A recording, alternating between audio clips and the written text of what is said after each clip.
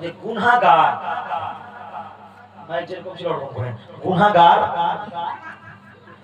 গুনাহগার আর একটা হচ্ছে নেককার যখন মারা যায় তো তাদের মরণের কোয়ালিটি একটাই থাকে না আলাদা আলাদা জি বাবা আলাদা আলাদা না তাদের মরণের কোয়ালিটি আলাদা আলাদা আমার দয়ার নবী সাল্লাল্লাহু আলাইহি ওয়াসাল্লাম কে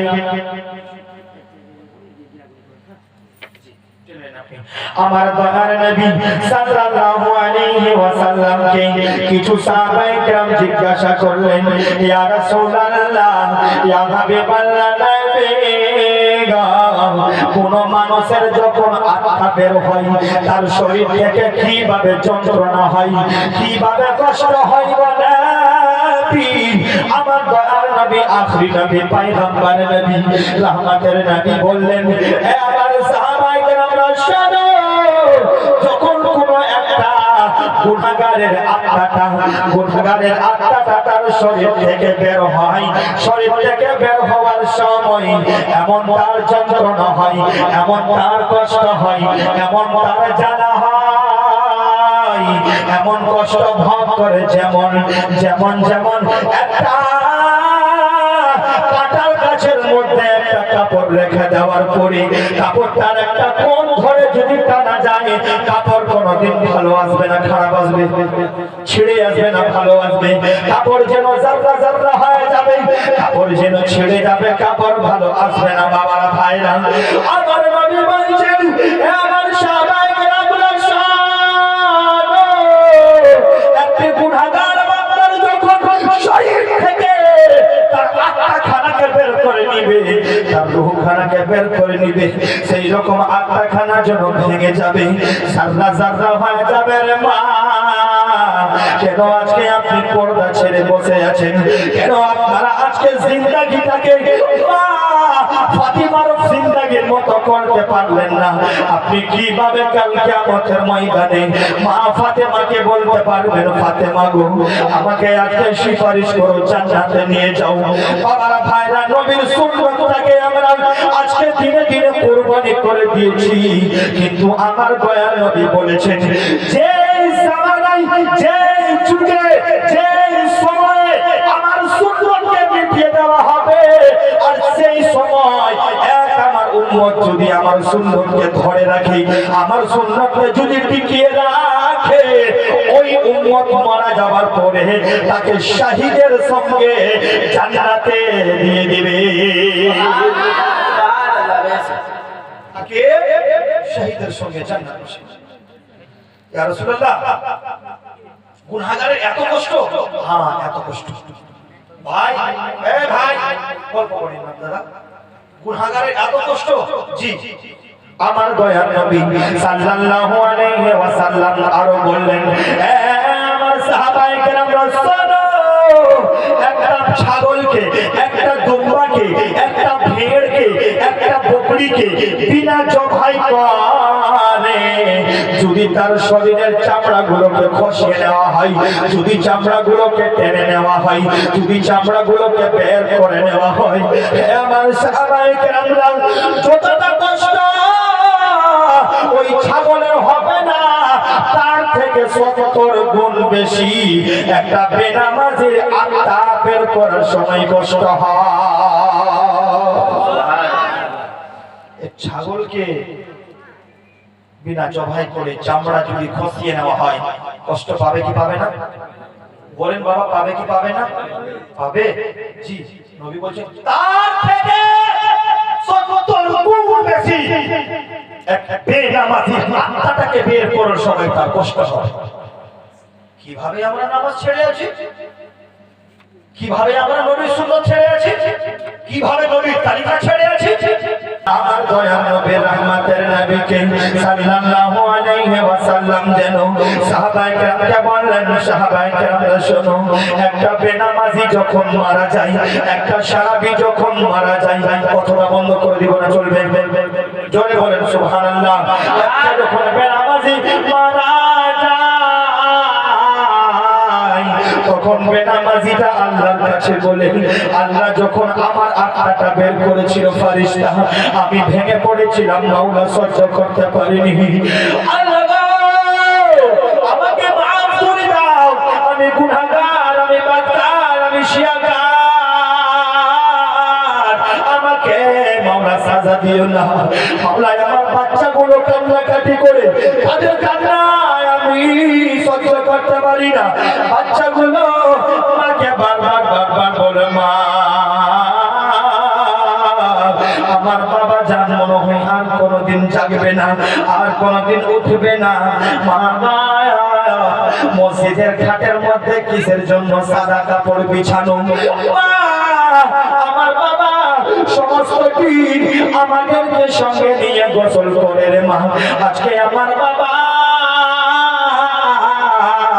কিসের গোসল পর্দার মধ্যে করে, পর্দাতে চারটা মানুষ ঢুকিয়ে আমার বাবাকে কিসের জন্য গোসল দেয়? বাবারা ভাইরা, পয়গম্বর বললেন গুনাহগার বান্দা এইরকম অনুভব করবে, গুনাহগার বান্দা এইরকম বলবে। গুনাহগার বান্দা যখন চিৎকার মেরে কান্নাকাটি করবে, কেউ তার আওয়াজ শুনতে পাবে না, নিজের মুখ ফাটবে কিন্তু মুখ ফাটবে না।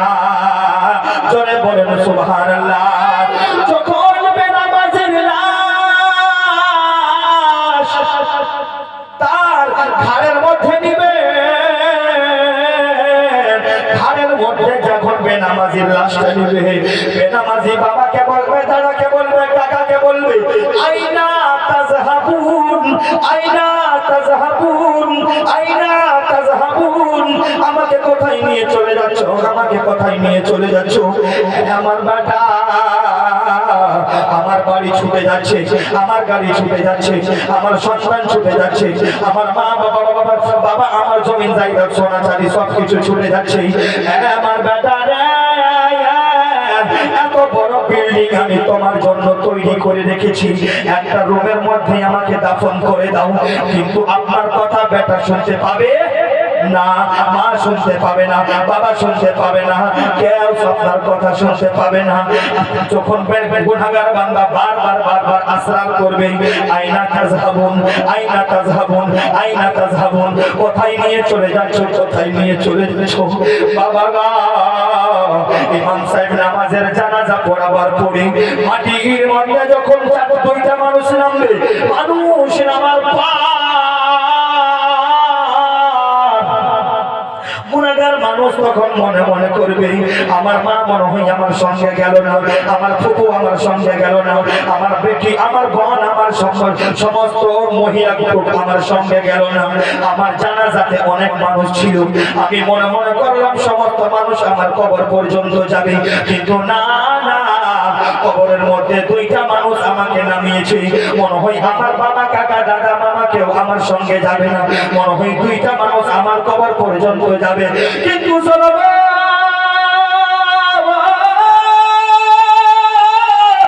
মনে হয় আমার সঙ্গে দুইটা মানুষ যাবে, আমার সঙ্গে দুনিয়ার মানুষ কেউ গেল না, মনে হয় এই দুইটা মানুষ আমার সঙ্গে যাবে। এবার দুইটা মানুষ যখন চোখের মধ্যে সুরমা দিবে, কবরের মধ্যে আতর মারবে, কবরের মধ্যে গোলাপ মারবে, গোলাপ পানি মারার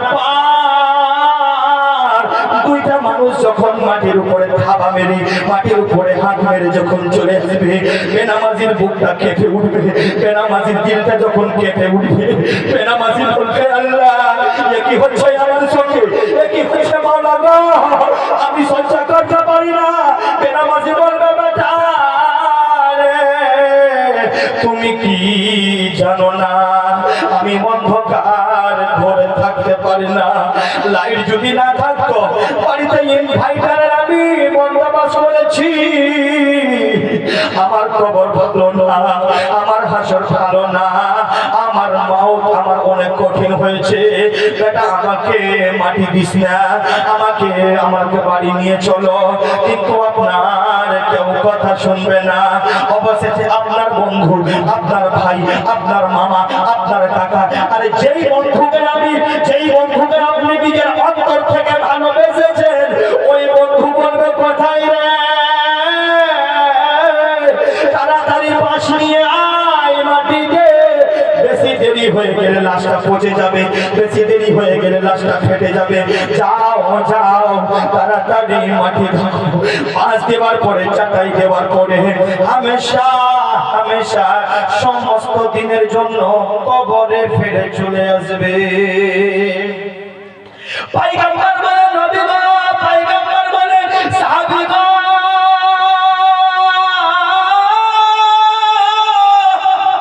কিন্তু একটা যখন নামাজীর মওত হয়, একটা যখন মুত্তাকি, একটা যখন আলিমের মওত হয়, একটা যখন ভালো মানুষের মওত হয়, সেই মানুষটা বলে না আইনা তাযহাবুন, সেই মানুষটা বলে না, নামাজি মানুষ বলে, নামাজি মানুষ বলে আমাকে তাড়াতাড়ি কবরে নিয়ে চলো। জোরে বলেন সুবহানাল্লাহ। দুনিয়ার মানুষ জিজ্ঞাসা করলো, একটা বেনামাজি মানুষ বললো দাফন করিও না, তুমি কেন বলছো কবরের মধ্যে নিয়ে চলো? তখন নামাজি মানুষটা বলবে, দুনিয়ার মানুষ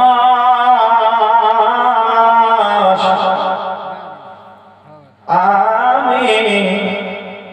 দুনিয়ার মধ্যে শুনেছিলাম, আলিম ও আলামার জবান দ্বারাই শ্রবণ করেছি, কবরের মধ্যে মদিনাওয়ালা মুস্তাফার দিদার করা হবে, মদিনাওয়ালা মুস্তাফার দেখা করা হবে। আরে যেই নবীর কলমা নবীকে না দেখা করেছি, যেই নবী আল্লাহকে এক বলেছে মেনেছি, যেই নবী ইসলামটাকে 70 দিন বলেছে মেনেছি,